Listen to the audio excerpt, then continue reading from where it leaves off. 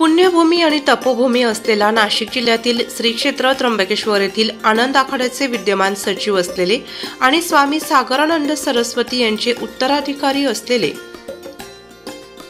महंत श्री स्वामी शंकरानंद सरस्वती यांची पंचायती आनंद आखाडा अध्यक्षपदी निवड झाली।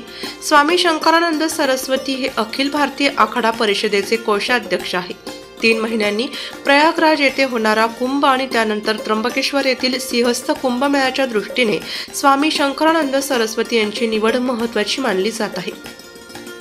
त्र्यंबकेश्वर येथील आनंद आखाड्याचे गंगाद्वार रस्त्यावर असलेले सूर्यनारायण मंदिर आश्रम येथे ब्रह्मलीन महंत धनराज गिरी महाराज यांच्या समाधीचा षोडशी सोहळा संपन्न झाला।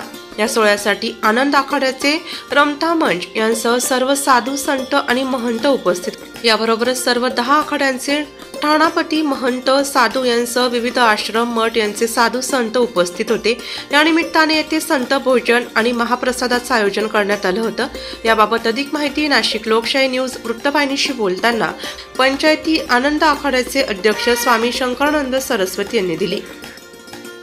नमस्कार, मी महंत शंकरानंद सरस्वती बोलतोय। मी श्री पंचायती आनंद आखाड्याचा गेल्या 20-25 वर्षापासून सचिव होतो, परंतु काल माझे गुरुजी होते ते 2002 पासून आनंद आखाड्याचे अध्यक्ष होते। तर त्यांचं 8 ऑक्टोबर 2022 रोजी त्यांचा वैकुंठवासी झाले। त्यानंतर ते पद रिक्त होतं।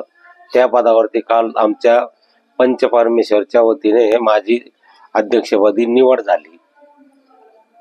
मला दिलेल्या लोकांनी शुभेच्छा अनेक मीडिया वगैरे अनेक वेगवेगळ्या माध्यमातून दिल्या, त्याबद्दल सगळ्यांचे खूप खूप आभार मानतो आणि सर्वांना खूप खूप धन्यवाद देतो।